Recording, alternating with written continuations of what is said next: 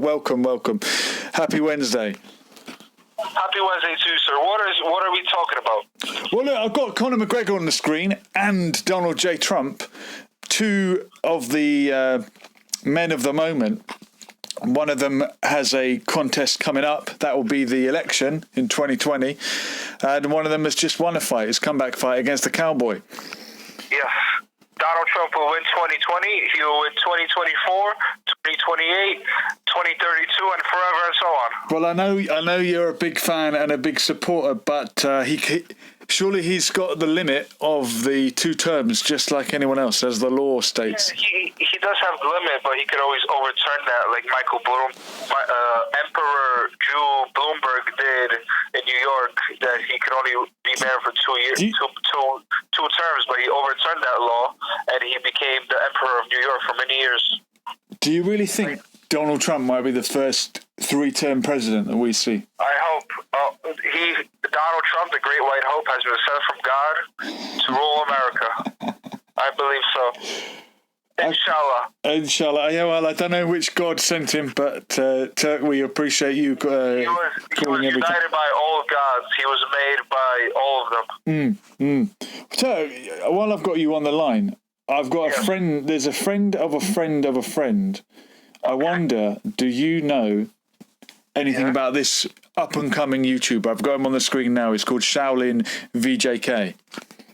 Oh, I know him. Do you? A friend of a friend, yes. Okay, I heard there was a link to you. Magic. Yeah. Yes. So I just wanted to shout him out because I like what he does. If you do know him... Yes, I know him. He's a great, not the least magician. Okay, well, I've been watching his videos. I'm a magic fan, as you know, and I do a bit of magic sometimes. He was on the news in Nepal and all around the world. He had his own TV show as well, so he's very famous in Nepal. Superb! Wow. So he's in London now.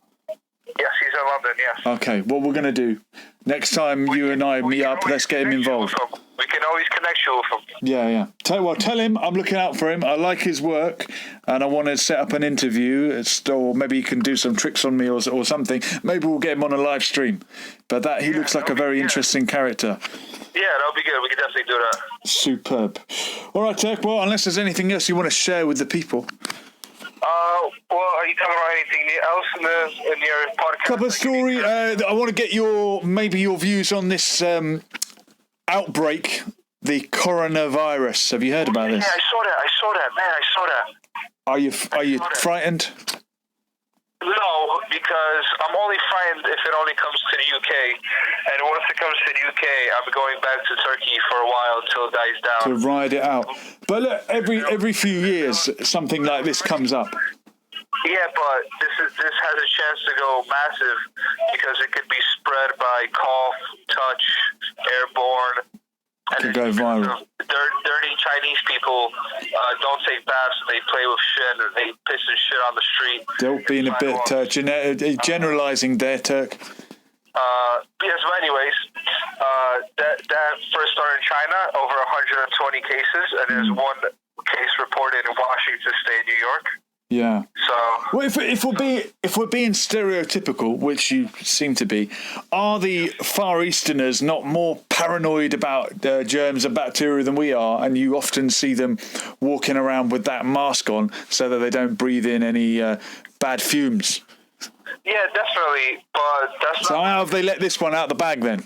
Definitely. They let out the bag, and they wearing that for no reason. They should first start taking showers, because every time I'm next to a Chinese person on the train or a tube, they stink. Oh, we'd just like to remind you, these are the views of the Turk and not the views of Lessons for Life. Absolutely. These are my personal views. Thank you. The Turk, in association with Julian. Do you think this is a scam by the Chinese communists? No. Is this germ warfare? Has someone released this? I don't know. I don't think somebody released it. I think it's just naturally made, because if it was first human, it was first animal to animal, and now it's human to animal. Like AIDS, like gay people in Africa were fucking monkeys and eating them. But apologies for the language. And yet again, I remind you that these are the views of Turk and not the views of Lessons for Life. Yes. Is this not a homophobic myth that you're perpetuating, Turk? No. This is science. And that's what the Chinese got it, because they were eating wild animals and having intercourse with them. And then they spread it out to the wild Chinese people, like the Mongoloids of the Chinese.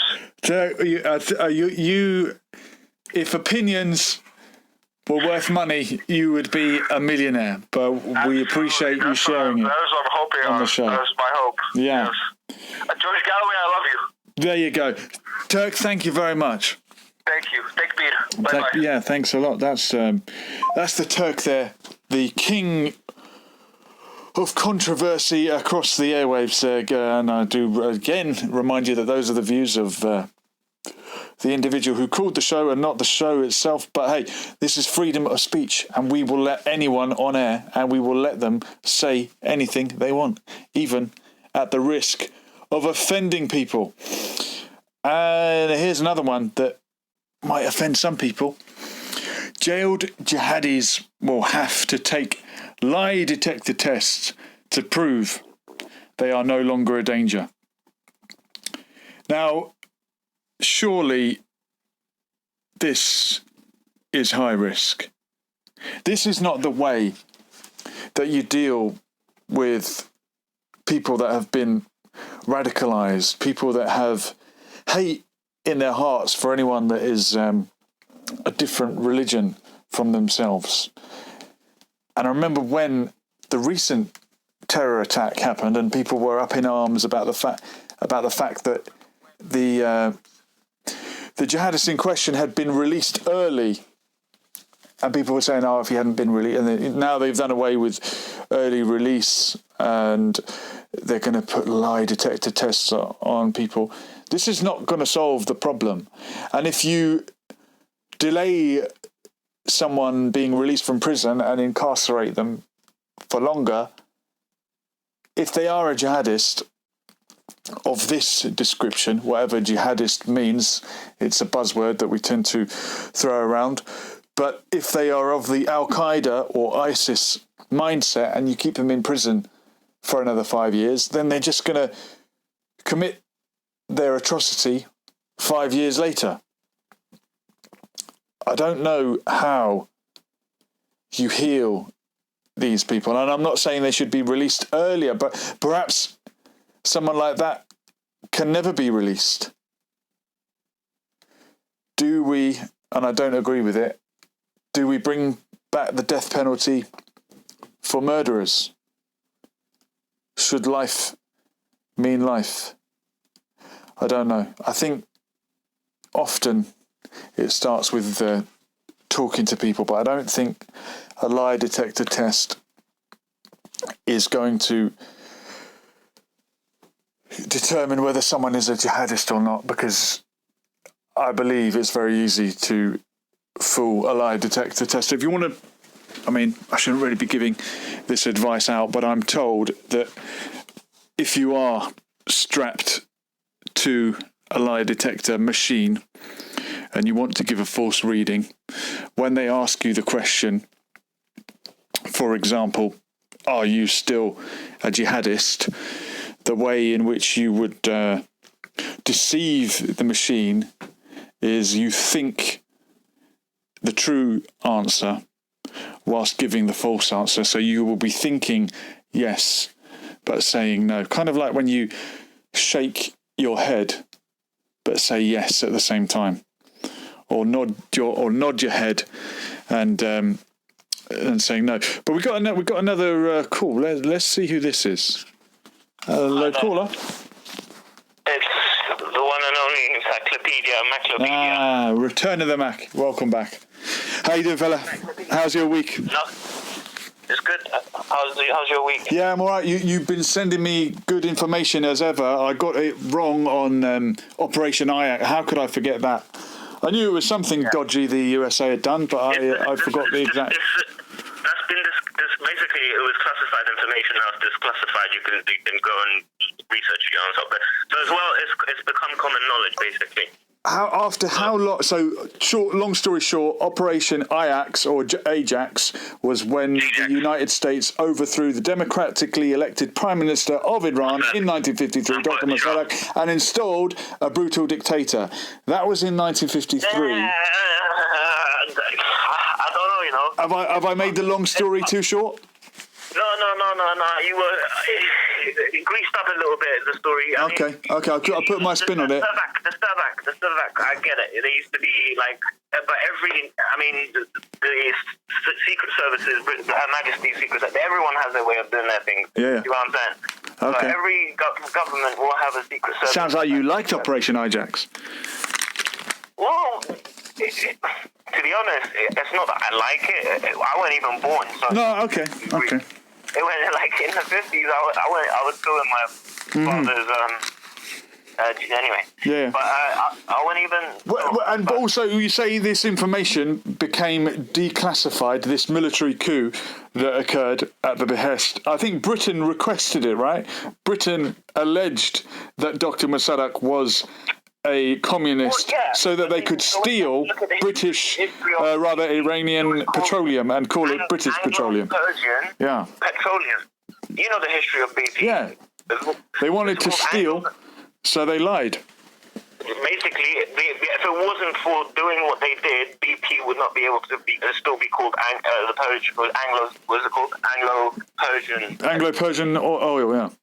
Or petroleum. Otherwise, so that coup had to happen for them to be able to be called the. But anyway, I was also going to weigh in on the body language that you mentioned. A couple of things. The thing is, there are something called micro expressions. You about the going back to the conversation, because I really want to weigh in on because I kept mentioning about body languages to you and microaggression. Microaggression. Is that when I offend a transgender person?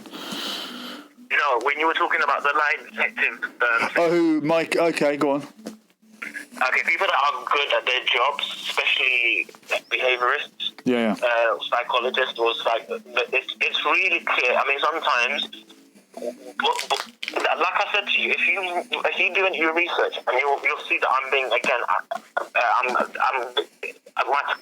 T's are crossed and my I's are dotted. Yeah. I'm being precise.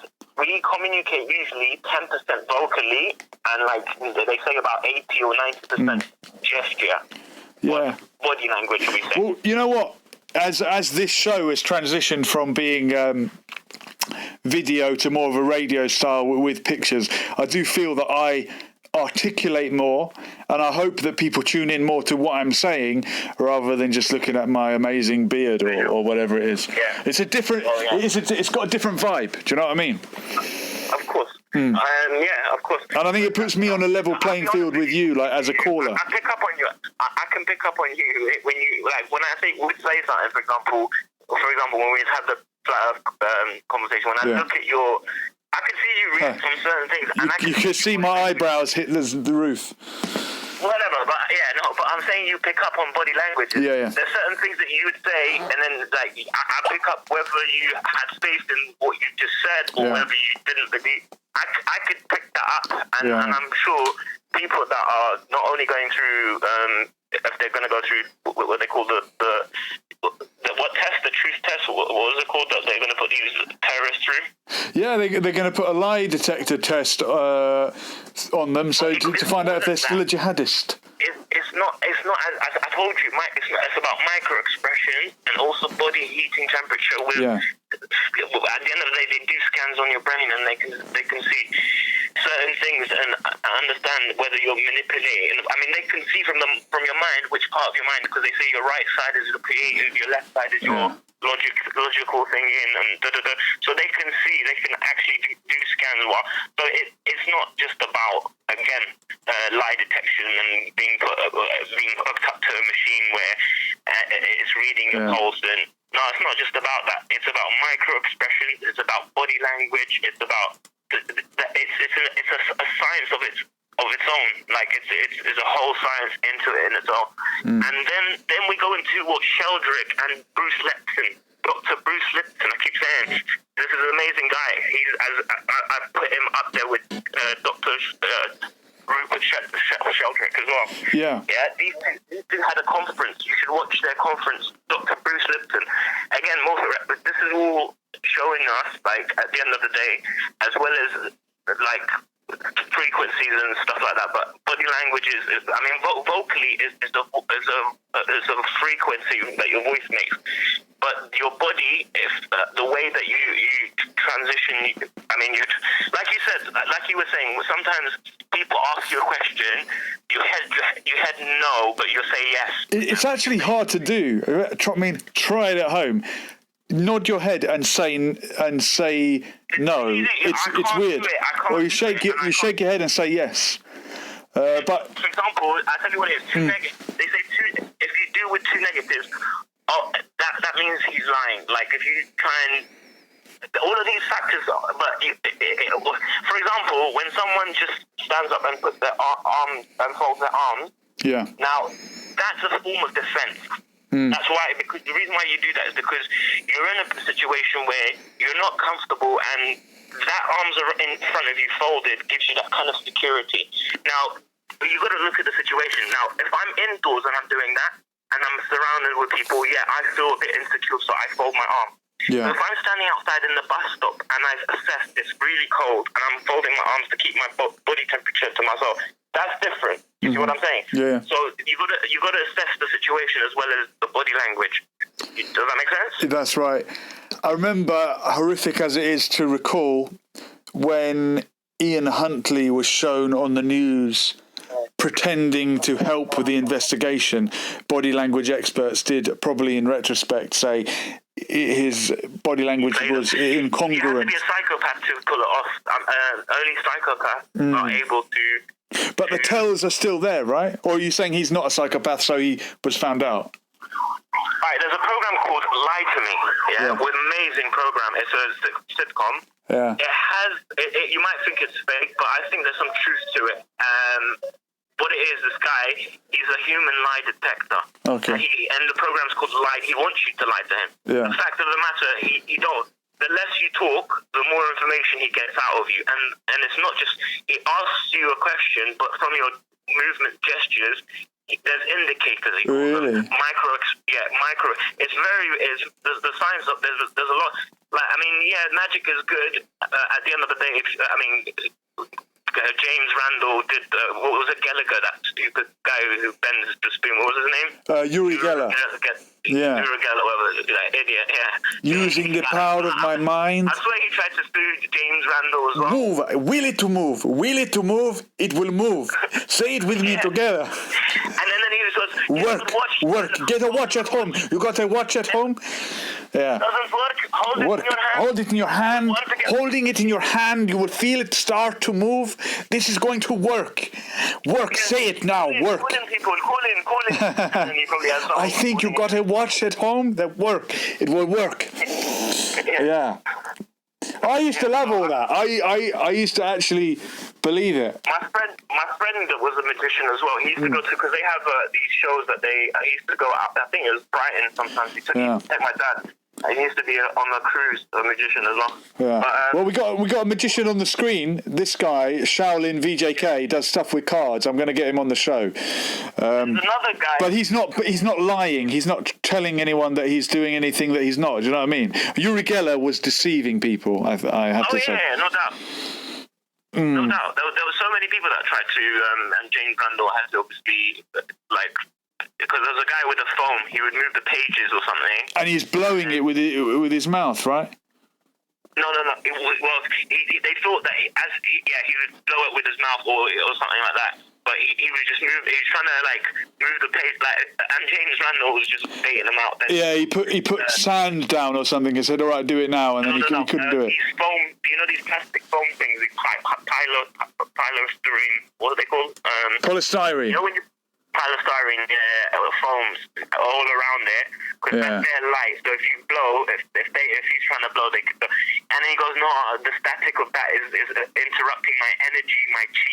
And yeah. Did you watch that one? Yeah. I saw it. Yeah. So I mean, I'm interested to see the new movie that's coming out with. I don't know if you watched Dr. House as well. He's the Dr. House. I don't know. He's basically coming out with a film about what's that magician called? That famous magician. The one. Houdini. No. David Copperfield. Copperfield, that's it. Oh. He's doing a story on. Well, Paul Daniels is the other one. Okay, David Copperfield.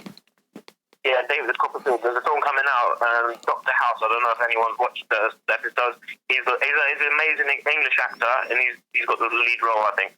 He's playing David Copperfield. So that'll be a good movie to watch as well regarding a magician. But apparently they say Houdini had syphilis or something, or died of syphilis. Did you ever hear about that? There's several stories. My understanding of how Houdini died was, and people say he died from a punch to the stomach, because he used to say, I'll let any guy punch me in the stomach and I'll take the shot. And David Blaine tried to recreate that as well. And some guy at the end of the show came up and punched him unexpectedly, and he wasn't ready for it. And he went down from the pain, and then later on died from appendicitis because he thought and he ignored it because he thought the pain was from the punch in the stomach. That's what I've heard about how Houdini died. I've heard that he drowned during his performance. I heard he had syphilis because he's. God, he sounds like he died more times than Bin Laden. Well, it depends on what sources you go through. That's what I'm saying. I've tried to look into his story as well. So, I've got a book about him here, The Life and Many Deaths of Harry Houdini. Houdini? Yeah. Okay. That's interesting. Harry Houdini was born Erich Weiss in 1874 in where? Germany. Budapest. Oh, Budapest. Which is Hungary, right? But it was all probably the Austro-Hungarian Empire. The son of an unsuccessful rabbi. So he was Jewish. When he died in 1926, he was one of the most famous men in the world. Really? Yeah. He was a man of obsessions. He was obsessed with death, flirting with it constantly. He was obsessed with his mother, printing a card after her death inscribed, "If God ever permitted an angel to walk the earth in human form, it was my mother." Basically, I haven't seen the Sholin VJK, whatever guy you're saying, but I know about another guy. I think his name is Yin or something. He basically, in a cup, he does like the Moses. He splits the water in half, and it's mad. Like that, but I don't know if sometimes he gets a phone or a coin and he puts it into this is on the road tricks, like on the road walking down the street.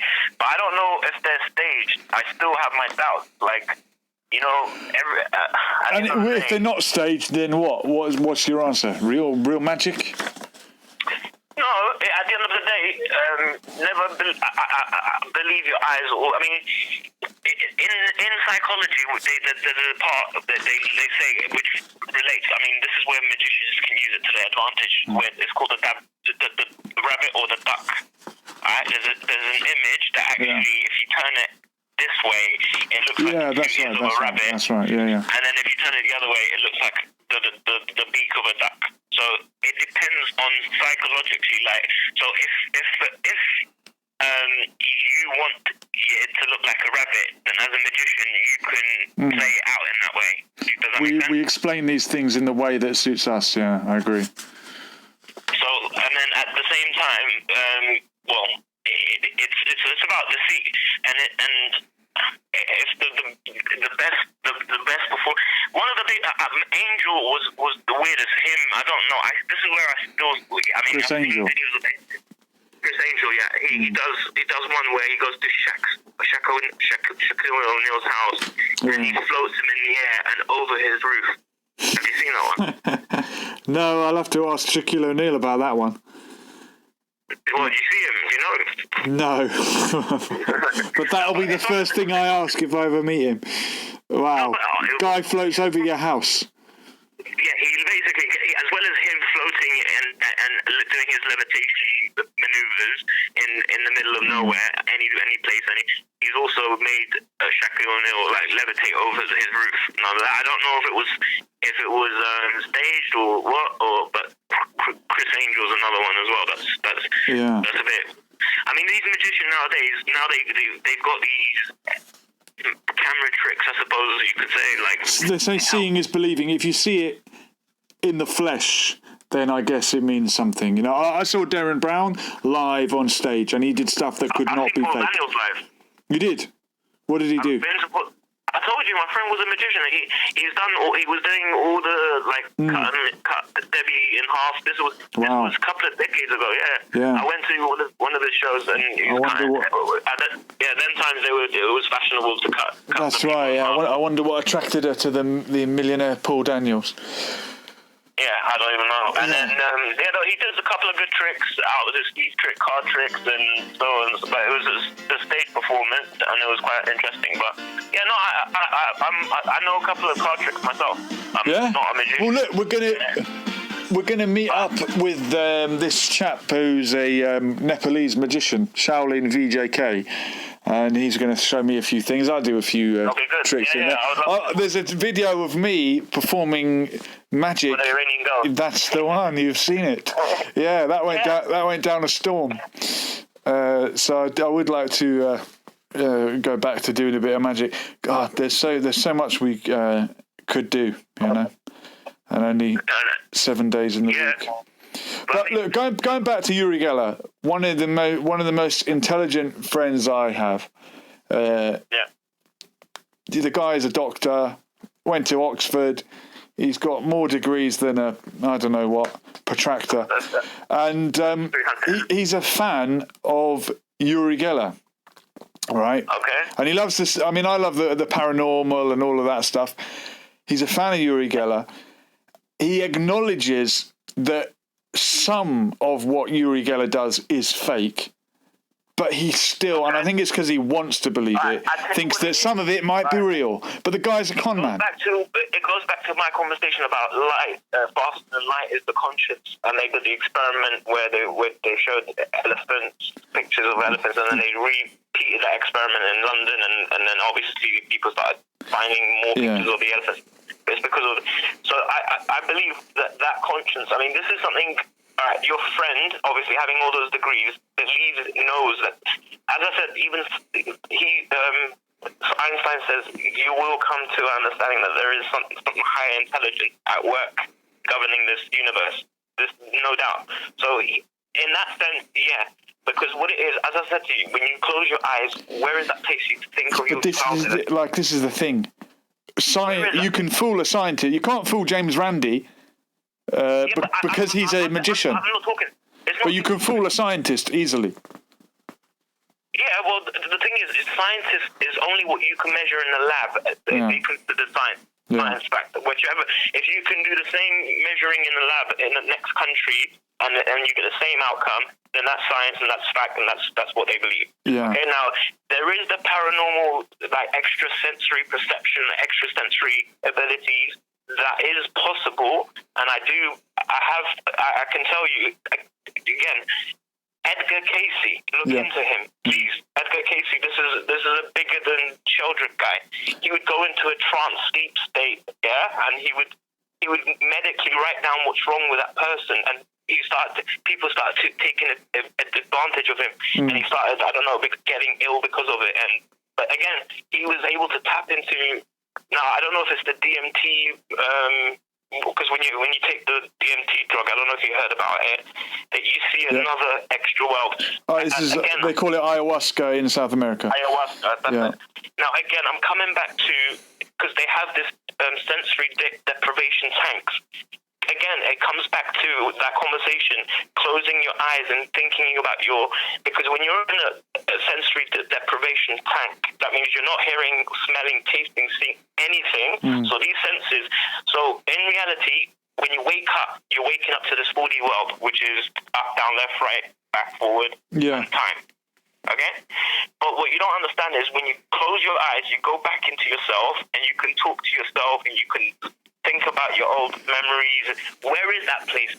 That is the reality that is because once these eyes, this mouth, and these ears go into the grave, that internal is what is going to continue on. Mac, may I ask, have you done DMT? Have you tried it? No, I want to. I really want to. Okay. I want to go do the whole of shaman flex and be able to go. That would be an amazing experience. And that would be in South America, would it? It would have to be, it was Chile or somewhere, the region, or I think around that region. Yeah.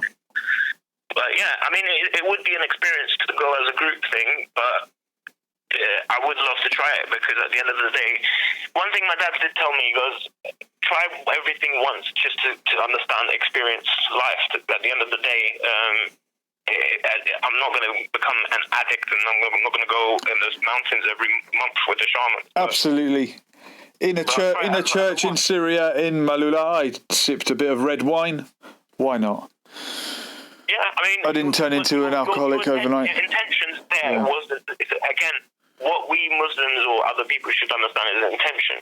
Your intention wasn't to go out there to drink and to lose your mind, you know what I'm saying? Yeah. It was a ritual, old school ritual. Intention is the key, you're absolutely right. Respecting an old ritual. Mm-hmm. At the end of the day, you're visiting a place and you want to respect that ritual, and you follow. That's understandable. This is a different situation. Yeah. But in terms of, again, going back, to body language and reality, this is what I'm saying.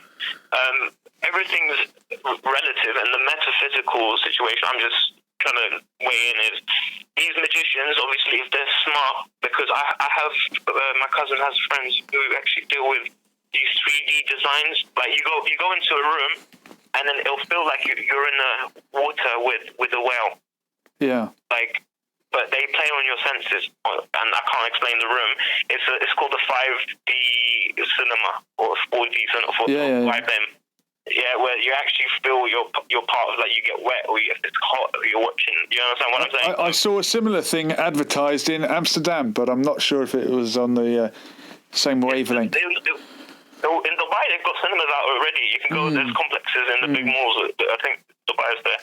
But so, this one's another. This one's a whole new thing, and he's there to try and tickle all your senses, from your smell, touch, all your senses. Yeah, that's what he's working on. So that's. I mean, as a magician, you should understand the human, not just psychic, but biology senses. At the end of the day, if you're going to want to do a trick and you're going to want to distract them and pull off, you've got to be able to play on their senses. Does that make sense? Another book that is staring at me now from the shelf, one of the best books I've ever read, is 13 Steps to Mentalism by Corinda. Okay. And mentalism is the art of using the 5 senses that we are all aware of to create the illusion of a 6th sense. And it is about being perceptive and gaining information that seemingly could not be gleaned. It's called the art of deducing. Yeah, deducing. And if you are a very, very observant person, you will deduce things that other people would completely miss. And that might come from body language. That TV show, The Mentalist, popularized this idea. That's what this guy is lying to me about. What he deduces from, like, he asks you, is this happening? And from your micro expression, he picks up. You don't even need to say a word, but he can tell. So, in a way, there's not really anything spooky going on. This is just something everyone could do, but he's very good at it. No, I'm saying it's easy to read body languages now. I mean, there's another. So it's not psychic then? Are you reading body language? There's no such thing as 6th sense. It's there is. I believe, because there are cases of Edgar Casey. Edgar Casey is not fake. And Casey is C-A-Y-A-C, I think. Yeah. Edgar Casey. But what is this 6th sense? It's the ability to astral project yourself out of your body, and I don't know, tap into this extra. It's an extrasensory perception. And will we one day understand it, just like we understand the 5 senses now? I think there's something to it. I'm going to be honest. When my brother passed away, I had a dream about a grave, and I couldn't put the two. Like, I thought it was such a frightening. I saw the grave in a frightening way that I thought I was going to die waking up from that. But I woke up 2 days later. My brother passed away, not knowing that. So in dreams, whether it's, if you look at it historically, or if you look at it in science, or if you look at it even in the religious books, dreams have always meant something. Yeah. It's your subconscious telling you something. Is it not a human trait?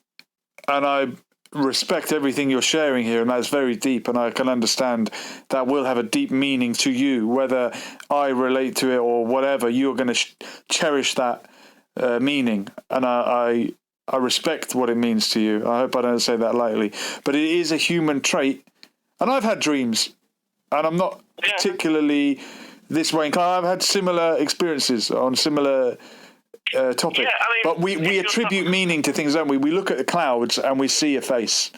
Like I said to you, the duck, the rabbit or the duck. It depends what your mind wants to see. But no, again, for me, when I look back at it, I see it's more than just coincidences. There are certain things that you just think, all right, this can't be a coincidence. I mean, no one can explain what deja vu is. I mean, what is deja vu? How do you explain? We were talking about that the other night, weren't we? Yeah, but oh no, we weren't. I'm joking.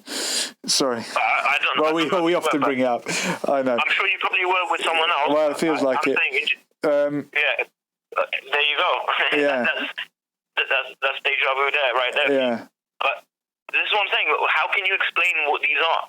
What explanation can you explain? And well, I haven't got one, but if there is one, then it's just another part of science that we don't understand, right? Or is this where spirituality comes into it?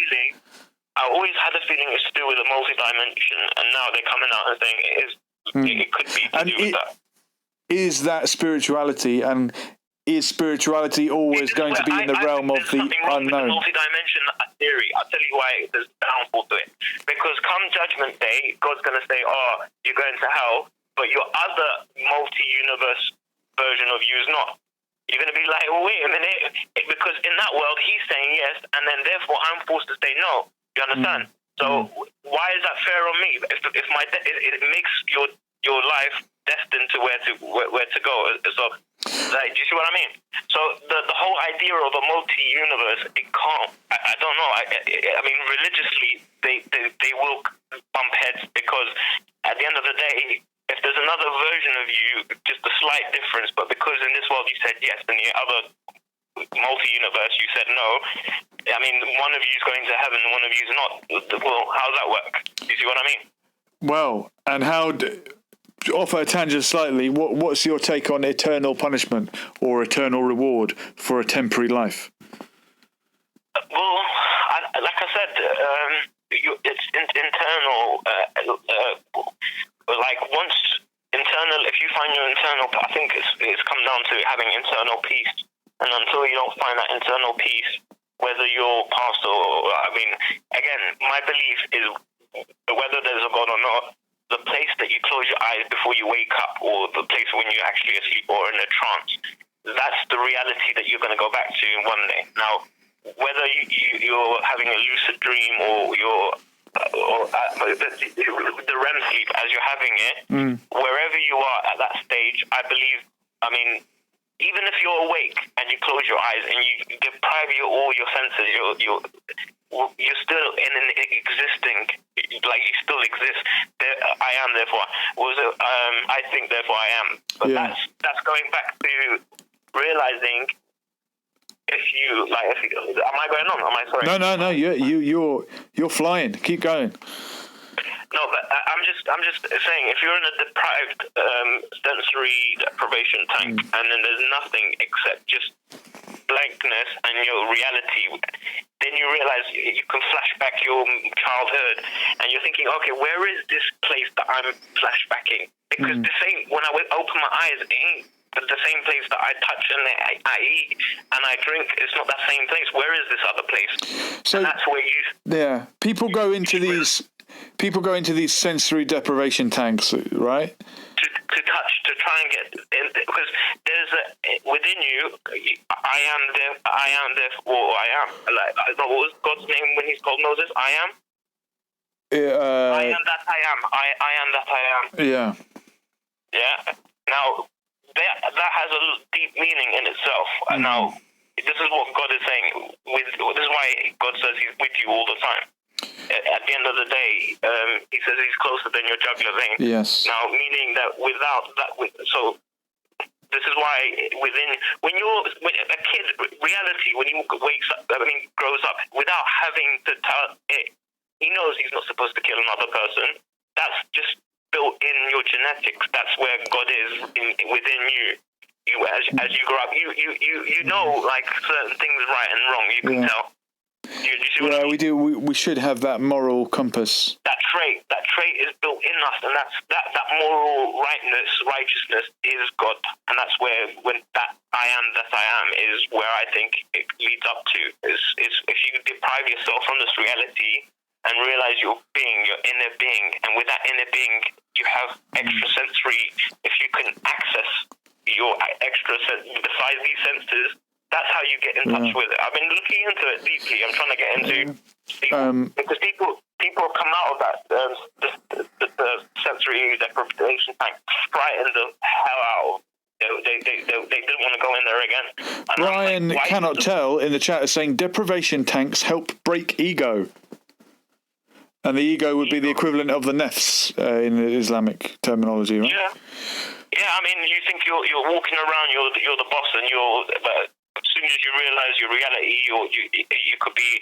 I mean, in that tank, you could think about being buried alive. You could think about being in your grave. You realize so many thoughts and realities that cross your mind.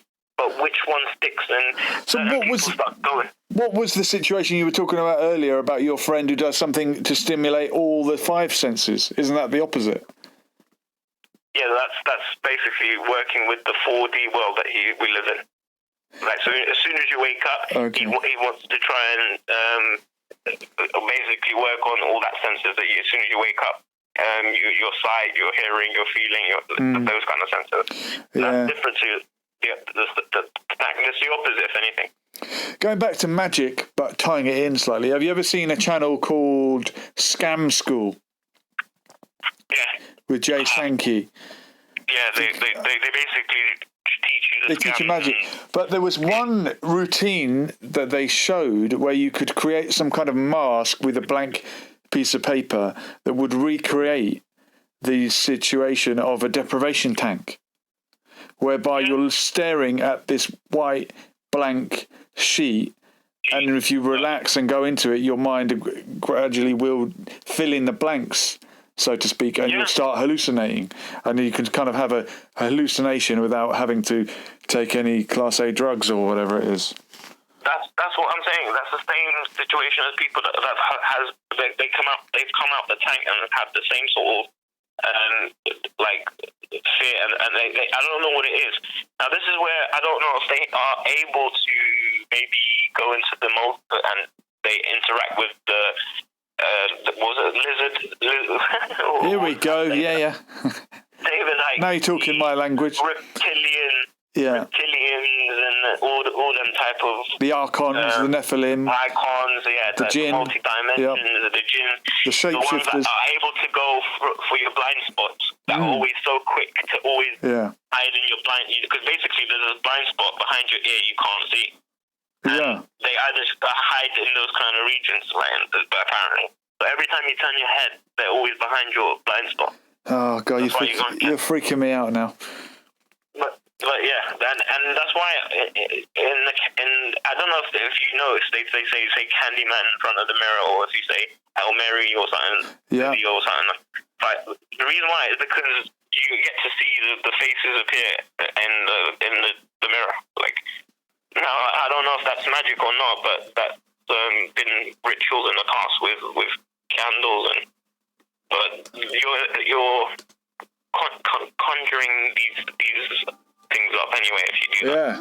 You got me thinking of a song, Mac. What? You got to name it as soon as you get it. Michael Jackson, Man in the Mirror. Yeah, you got it. That's my song. That's the one. Yeah, he's the man. There's a message in it. I'm telling you, one of these people. I'm trying to tell you, it's not you. It's the man in the mirror. It's the man in the mirror. What did he mean? All of Michael Jackson's tracks were always autobiographical. I know that much.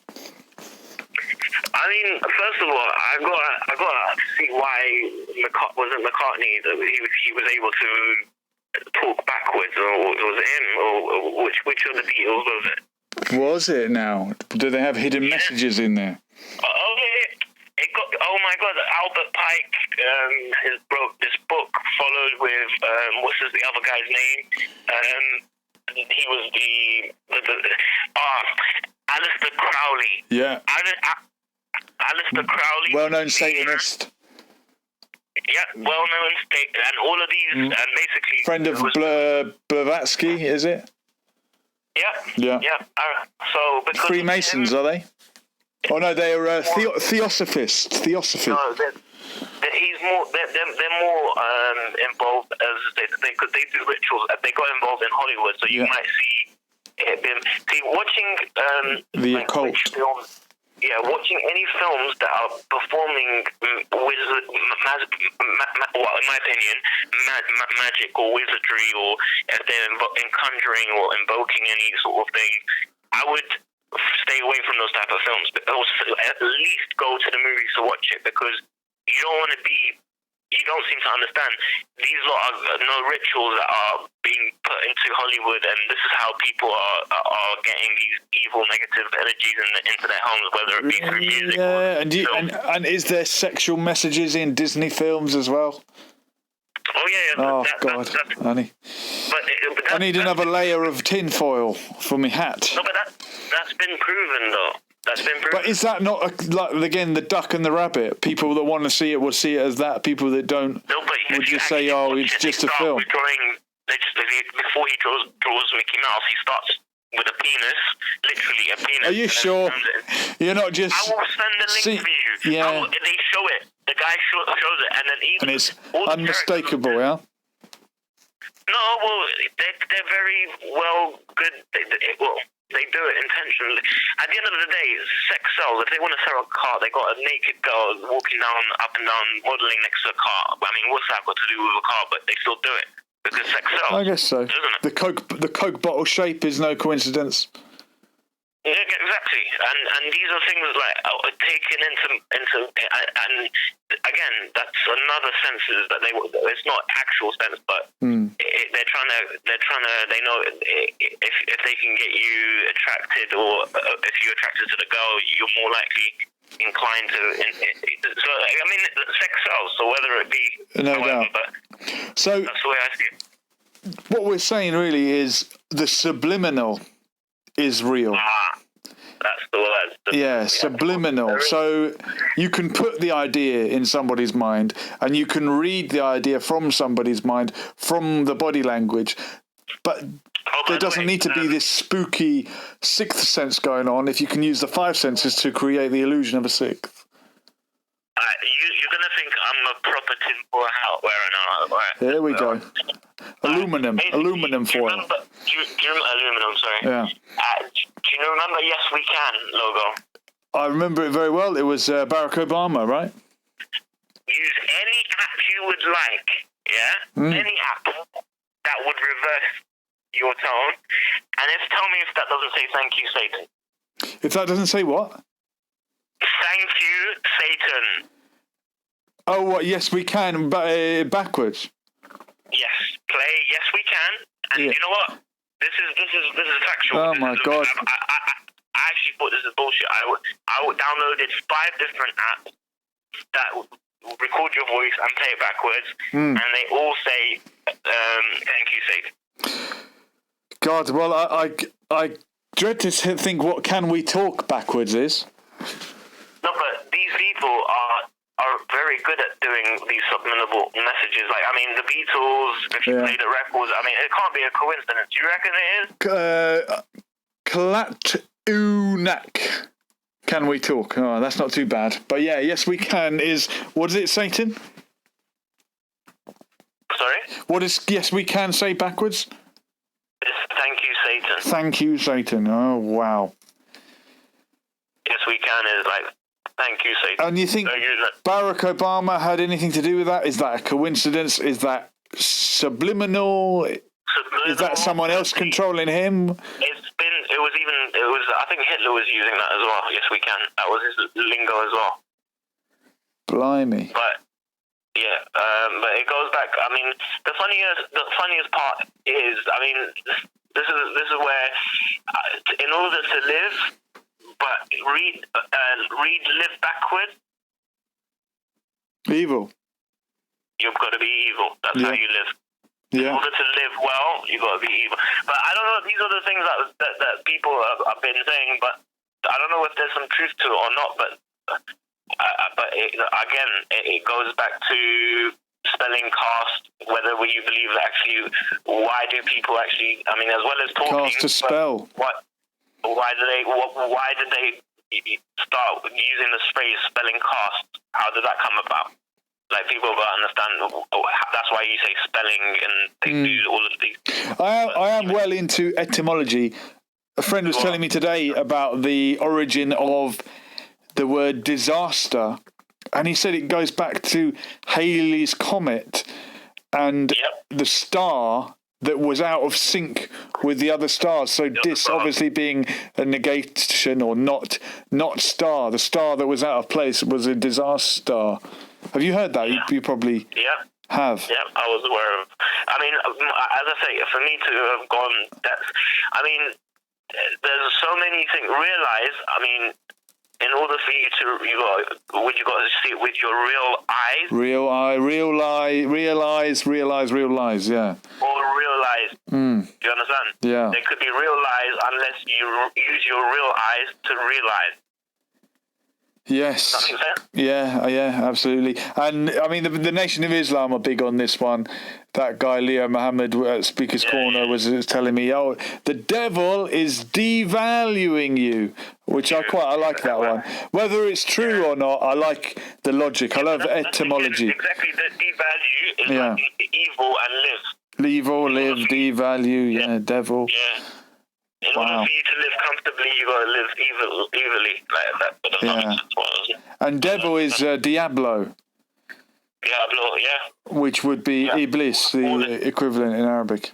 Well, he's the light bearer, isn't he? The fallen one. Yeah.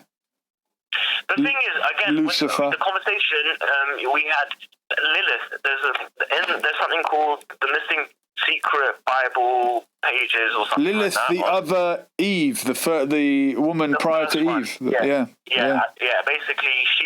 Basically, because there's a verse that God says. Did I tell you? I met. Sorry to interrupt. I met a couple with a child called Lilith, and they were very impressed that I knew the meaning of the. That's not a good thought. See, let me explain something to you. My opinion on that, having taken that in, now I understand the Satan having not only because in Islam we're just told he didn't prostrate, therefore he but if you think about it, it makes sense if it was Lilith, because at the end of the day, if there's one verse in the Bible, even it says God created man and woman from mud. Yeah, so that's where Lilith was made, and that's the first verse. And then there's another verse where he made Eve from Adam's rib. Yep. Yeah.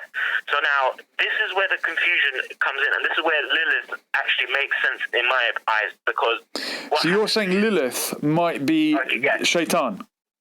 Is Shaitan, because what it is, Lilith turn around and goes. Adam apparently goes, I'm male, I'm stronger, I'm superior. God, he was toxic masculinity back then. Yeah, he was basically trying to say, look, I want you to submit yourself to me, and she was like, no, we're equals, and we're made from. So therefore, she said God's special words or special name, and she was banished. And God said, look, if you do this, every 1,000 of your children, 999, all of them will go to hell. So now that's given her an incentive to come and make Adam and Eve's children all go to hell. Wow. Do you understand? Wow. Because before, I think, why would the devil just have no incentive to wanting to make, to try and take down all of Adam and Eve's children? Why? Why would he have, it can't be just jealousy, and it can't be just prostration. And I realized, okay, if it's Lilith, then Lilith, as well as not prostrating, she's felt, obviously, them two decided their own life and moved on. And now she's become now she's in hatred. God's banished her. Therefore, she said, all right, therefore, if I'm going to do that, I'm going to also take all of Adam's children along with me. Goodness. But she disappeared. Why has no one heard of Lilith? It's the secret sacred pages of the Bible, apparently, and it's not something to be talked about, or it's not, I don't know. In Islam, it's not really mentioned or highlighted, but it makes sense. It could at the end of the day, we say everyone prostrated on Adam, and the devil didn't, so that could be فَسَجَّدُوا إِلَّا إِبْلِيسَ. Iblis, yeah. So that could be Lilith. So the story could match. Like, for me, I don't know, but again. But then again, it's weird that they say that before Jesus was born, that in the Egyptian hieroglyphics, they had the virgin birth as well. And I don't know. Have you heard about that? Yes, there's pictures from ancient Egypt that look very much like the Virgin Mary and Jesus. History repeats itself. We've had these myths all throughout history. In Europe, there was other pagan gods and sons of gods. Dionysus, is that one? The names escape me. There was the gods of water, the gods of this, the gods of wind, and then there was the planet Jupiter. I mean, the funny thing is, Saturn, this is why we wear a ring. Out of all the other Saturn is got, because it had a ring. That's why a crown. You wear a crown because of the ring. So Saturn. It goes back to Saturn worshipping. And Saturn being the seventh body in the sky: Mercury, Venus, Earth, Mars, Jupiter, Saturn. But you've got the moon in there as well, so 7. Yeah. And Saturday is the 7th day, Sabbath, Shabbat, the 7th day, the day of Saturn. It all ties up. And you wear a ring. You wear a ring to marry, engage. Again, it's all to do with the ring of the circle of Saturn. And I suppose, depending on how you count them, that would be the 7th finger, wouldn't it? 5 on 1, 6, 7. Yeah. Ring on the 7th finger. Yeah. My God, Mac, we've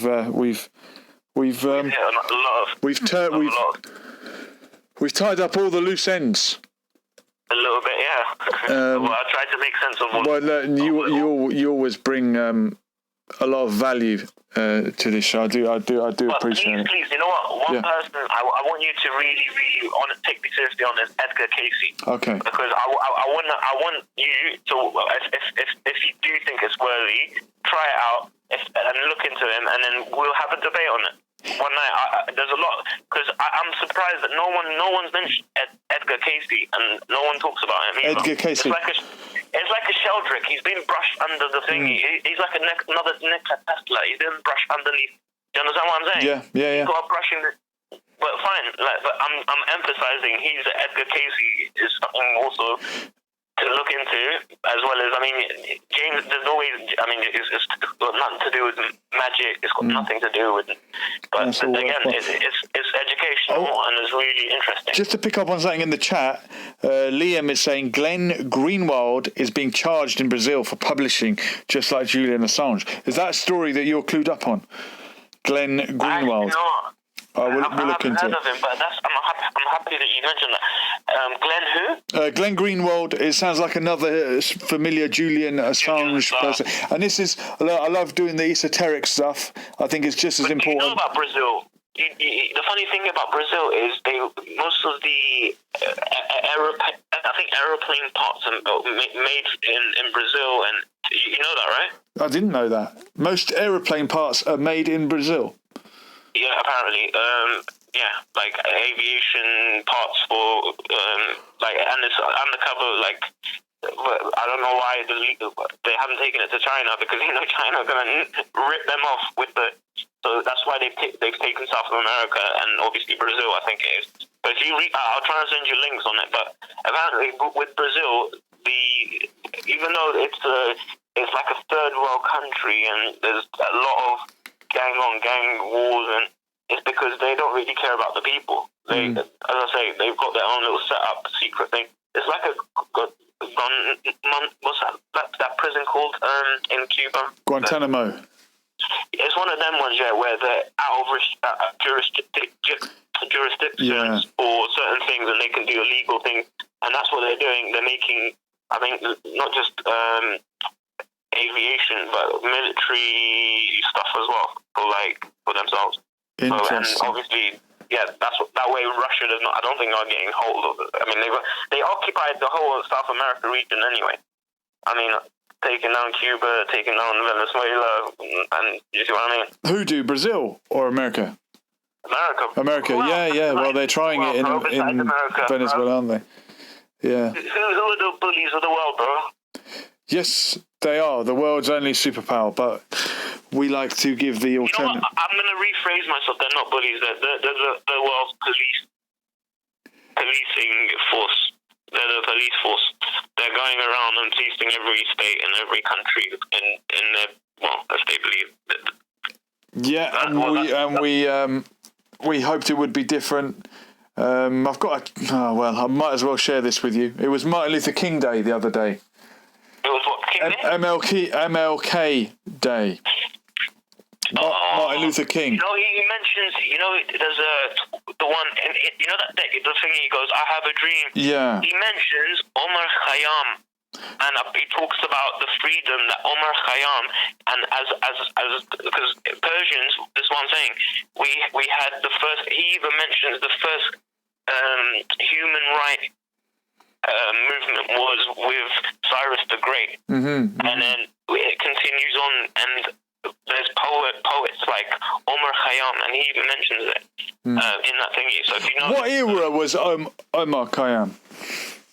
I think he was in the 10th century.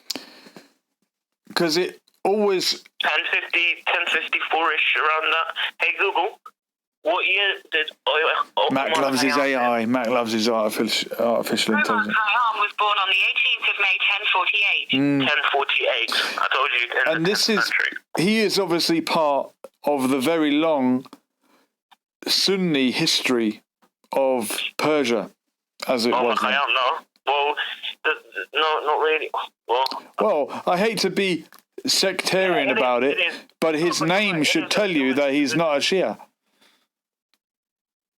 No, you're right. I don't disagree with you. I'm saying, as in, it's obviously clear because it was the Umayyad period empire that was taken over at the time, which is fair enough. And I'm not disagreeing with that. I'm just saying, yeah, it is true, but he was still Persian. Yes, I don't doubt that. But I'm just. My dad was Sunni as well. I mean, I don't have. Yeah, no, and you know what? I shouldn't even really bring it up. No, it's true though. But the fact of the matter, I think it's important to remember that Iran, in its history, has been both, and it has a shared history. And people like Rumi and Omar Khayyam. The thing is, you mentioned Rumi, but in England, I forgot that. Oh my God, they're the upper echelon, and they have these ladies. It's a teacup party they have, and they have one for Shakespeare, they have one for famous people, and they have one for Omar Khayyam as well, and they recite, and these are English proper upper class echelon, and I forgot what the association is called, and they basically still till this day, as well as Shakespeare poem, they recite Omar Khayyam's poems, and they also relate with Omar Khayyam. I'm going to send you the link, but Gregor, are you happy that he won? Or? Oh yeah, well I've got that's the other Mac on there. That's the other Mac, the second most famous Mac. Yeah, I'm happy he won. What I'm more happy about is he seems to be conducting himself in a noble way. Professional manner. Yeah, and there he is, giving Cowboy's grandma a big hug after knocking him out. He tries to be humble at the end, which was great. The funny thing is, I love what he said. I love something he said on the interview. He goes, "It's not about the millions no more for me. I want to come back for the sport." Exactly. I hope he's serious, because if that's the kind of talk he's talking, there's some things money can't buy, right? Yeah, it's the passion. It's the heart. It's that passion. That's what keeps you dedicated. Do you see what I mean? Yeah, and definitely. You might have if you have the millions, you could sit back and think, no. But if you still got the millions and you still got that hunger in you, then you're thinking, all right, yeah, this guy's not just after money. He actually wants the title. You see what I mean? Yeah, I think some people make the millions and they're not hungry anymore because they came from poverty and they wanted money and they got it. Other people get the millions and realise that it's not what it's all about, and they need to fight on for something more. I think That's where Tyson Fury's at now. And he said that he suffers with depression, he's suffering with it, and he'll have it all his life unless he takes medication. But right now, his medication is his boxing and his training. I think half of UK are depressed, and this is scientific fact because of the low deficiency of vitamin D. And that's because of lack of sunlight that we see in the UK. Other than that, if we all take like vitamin D's or get the sufficient sunlight that our body requires, then we wouldn't be as a nation in a state of depression. To be quite honest, as a nation, we are at a depressed state in that sense. And this is quite a common fact. Everyone knows the lack of vitamin D makes you depressed. You're right. And even if it is, I mean, I think being inside all the time, some people are practically nocturnal, or certainly if you work night shifts, it can mess you up long term. We do need to be exposed to that sun. Whether of course, it's electromagnetic. This is what I'm saying. Everything in this world is electromagnetically modified. Like even light, that's what they call it, electromagnetic. When they want to do a heart test, they do it was an ECG, which is electrocardiogram, whatever. And then when you want to go look at your bones, you go to MRI, which is a magnetic resonance imaging. Which again, why are they using electro and magnetic fields to look at your body? It's because that's what you're conducted. So every day when you're walking, all of these negative energies are getting absorbed in you. This is why when you put your head down to pray 5 times a day, you're grounding these negative energies out your system. Yeah. You understand? Well, that's one thing I love about Brian Cannot Tell, who's in the chat. Every day I wake up to a nice little positive comment on something. The guy is just full of joy, and he'll say, "Oh, great video, blessings." He starts every chat with shalom, wishing us peace. That. Yeah, a really positive vibe, and it can make a difference. Of course, I mean, it starts with the secret. It starts with you like having that, waking up and having that image of positivity on your wall and what your target to get to. Yeah, that's how it starts. So at the end of the day, it's with the mind. The secret is the vibration of your thought can turn these electromagnetic waves into reality. So to break it down better is when you wash a dish, that you're gaining positive energy from the dishes, and so when you walk in a room, people pick up on that positive energy. Whereas if you're messy and obviously you're getting negative energy sent to you. Like this is naturally how life is. So when you walk into a place, people will straight away pick up on you and pick up on your negative. Does that make sense? And is that someone being very perceptive with the 5 senses, or is it a 6th sense? Or does it matter? Is it the duck and the it's the rabbit again? State of awareness. It's your state of awareness, or how aware you are, or alert. It's your cognitive understanding. At the end of the day, if your cognition is impaired due to whatever diseases, lack of sleep, or then it's different. But it's your cognitive. Yeah, an example I give sometimes is, let's say Usain Bolt was the fastest man on earth, or no one's broken his record yet, 9.58 for the 100 meters. How fast would he have to run for it to be considered superhuman speed? That's actually an interesting question. I mean, to be honest, that's what the Guinness Book of Record is trying to do. It's trying to say that. These are the limits, I suppose, and there's always going to be someone out there that will try and break it. But if you're that perceptive that you can use body language to glean someone's thoughts, or you can plant an idea in someone's head, how good at that would you have to be for it to be considered a 6th sense? I mean, Darren Brown's whole shtick is that he's not using that; he's just using regular skills that we've all got. Have I seen what? The film Deception with Leo. Is it Leonardo DiCaprio? Yeah. The one where where you have to spin the thing to see if you're still dreaming. Yeah, it's a dream and a dream of a dream. It's a mad one. Yes, I think I did see that. That was a bit. It was a bit confusing. Dream in a dream, yeah. You remember that?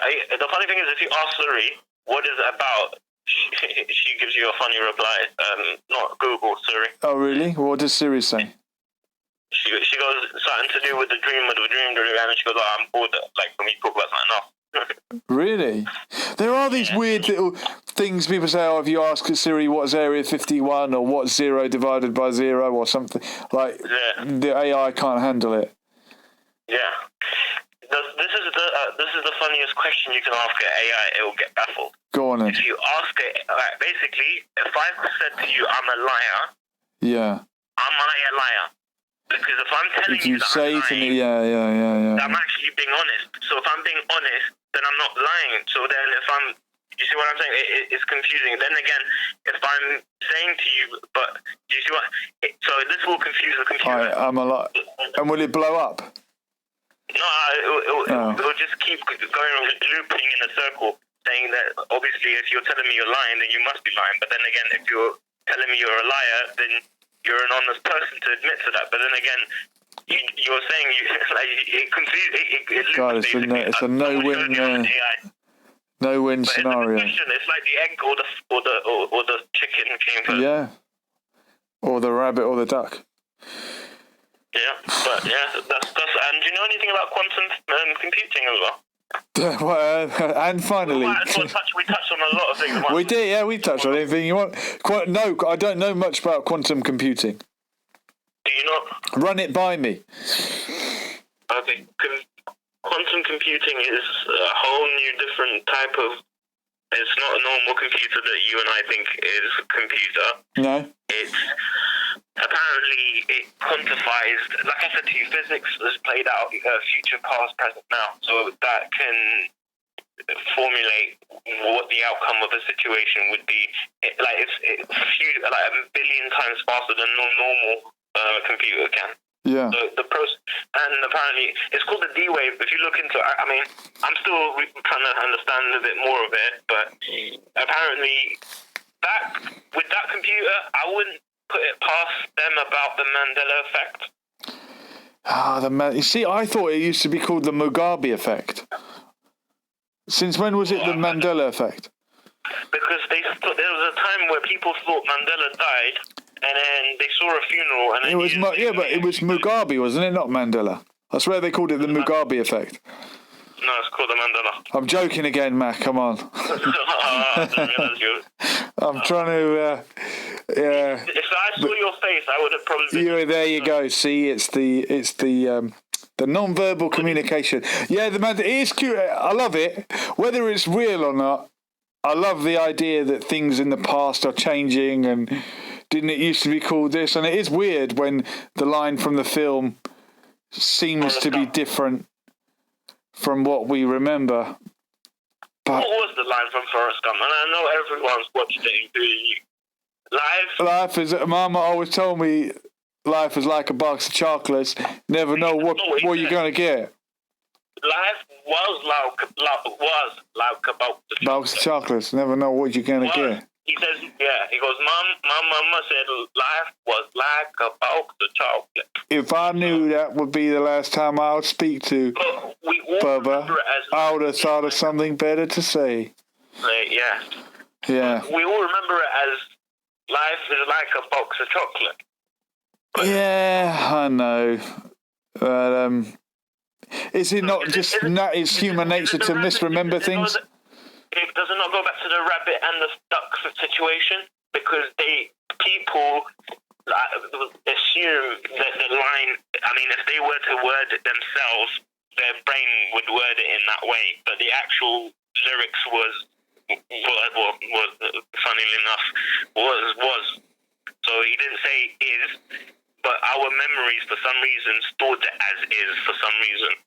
If that makes sense.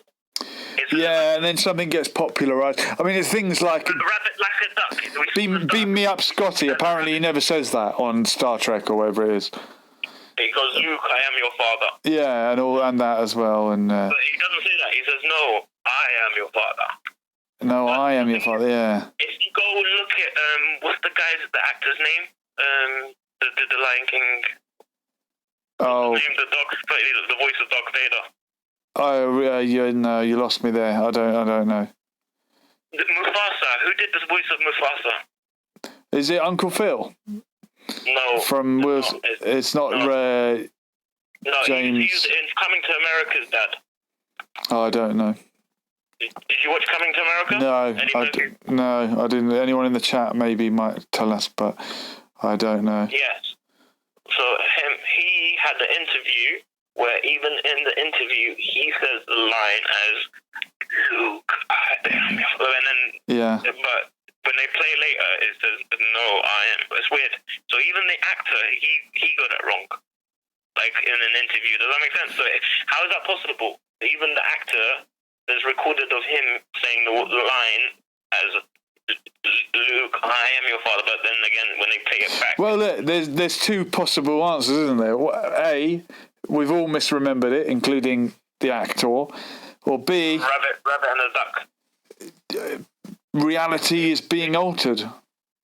Basically, they showed us a rabbit, but we all saw we saw a duck. We thought we saw a duck. Yeah. Or we remember a duck. Does that make sense? But there's leading questions are also a phenomenon. If you people that are shown footage of a car crash and there isn't any broken glass in the footage, but if you ask them, did you see the broken glass? They will say yes. Yeah, and they will remember it as, yeah, I saw it, because you're planting the idea in their head, rather like Darren Brown does. So people can misremember things. Well, yeah, they can falsify memory. Yeah, that's right. You can falsify memory. You can, but that I don't know if you've watched this Orange Clockwork Orange or something. A Clockwork Orange, yeah. I haven't watched it, no, but I've heard of it. Oh my god, that film is something else. That is, I think, what it is. It comes down to, because they make him watch a film and they kind of like torture him in some way. You gotta watch that. That's wow, man! I heard it got banned in the UK at one point.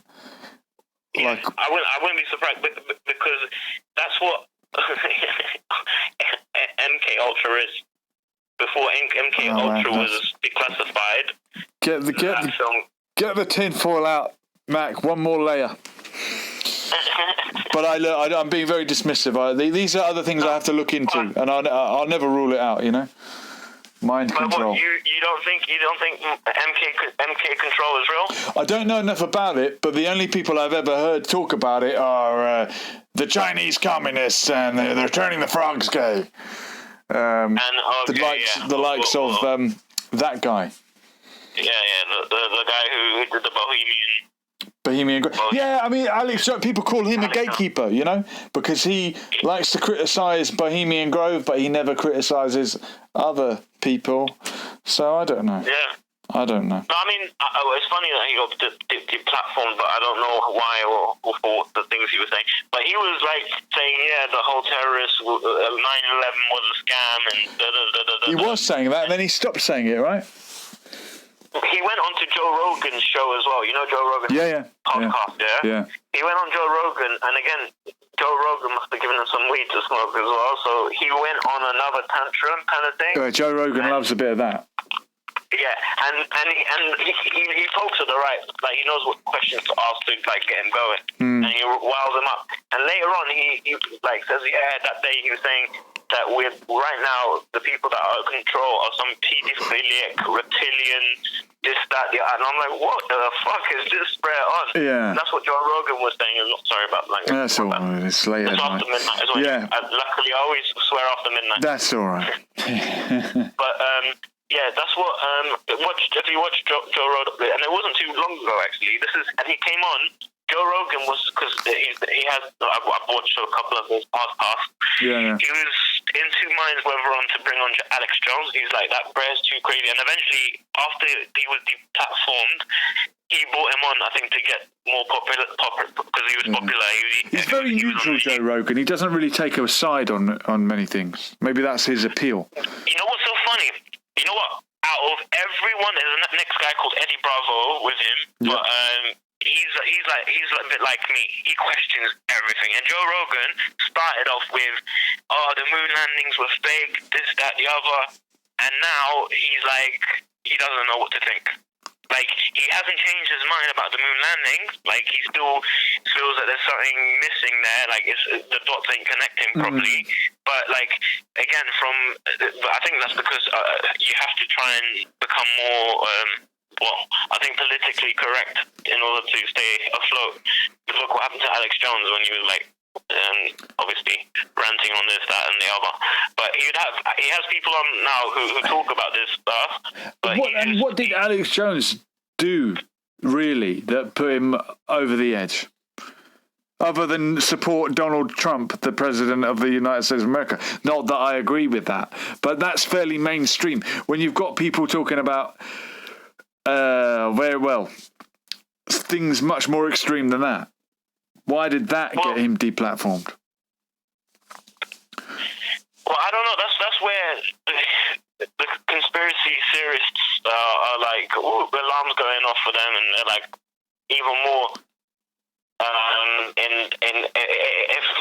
If basically it makes them think there is something going on, because like the Clockwork Orange thing, you might think it's not real, but I feel what they did to Kanye West.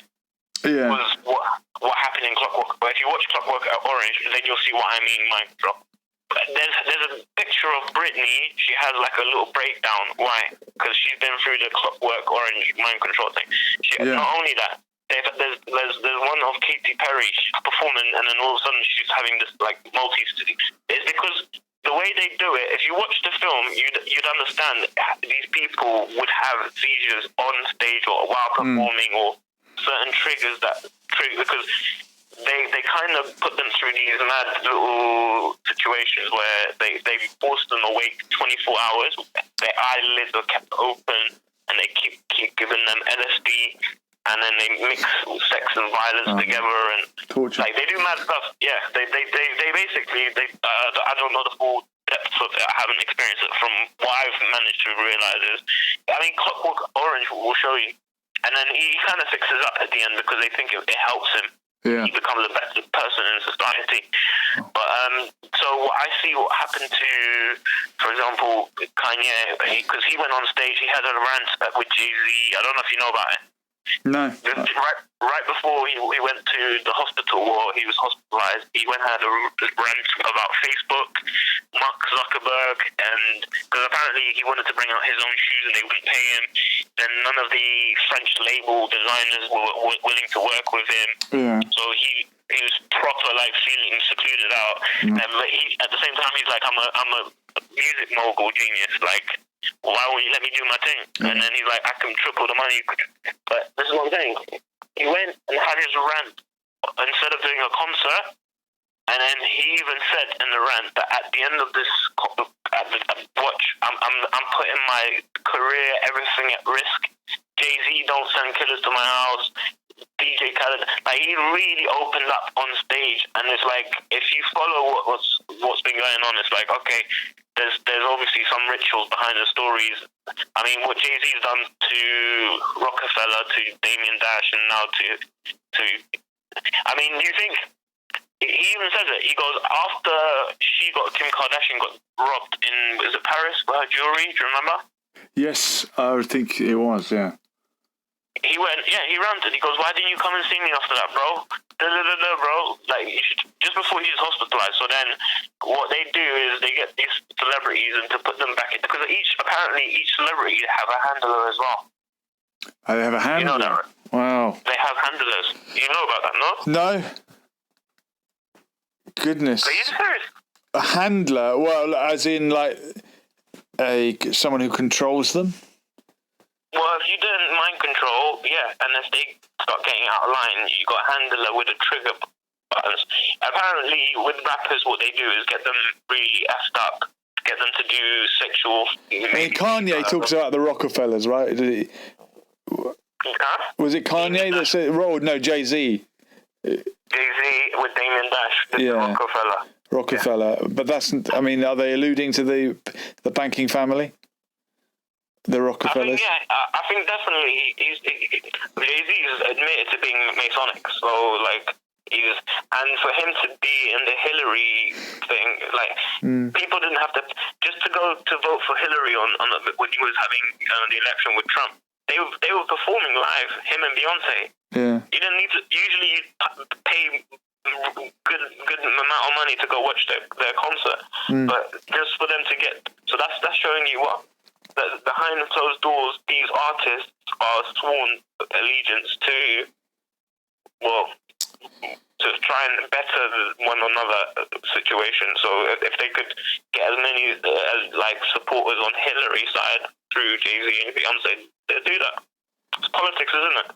100%. Well, we know who's in control, or do we? But Mac, I'm going to wrap things up, fellow. We have done a marathon. Yeah, we've covered a lot of things. There's more. There is more to come. I appreciate you getting involved. I will look up Edgar Casey. Yeah. Please do. And maybe one night we'll do a more directed, more focused show. It will be worth. I mean, at the end of the day, exactly that. These are just sort of casual streams I'm doing. I've got some stories I want to share, but it's whatever comes up, really. There's but anyway, once you look at, I mean, trust me, he is a subject to be talked about No doubt. No doubt. And Martin Luther King as well. I mean, all of these people are definitely people to talk about. But thank you for your time. Yeah, no, you're welcome. No, you're very welcome. It's a pleasure talking to you, bro. We appreciate it.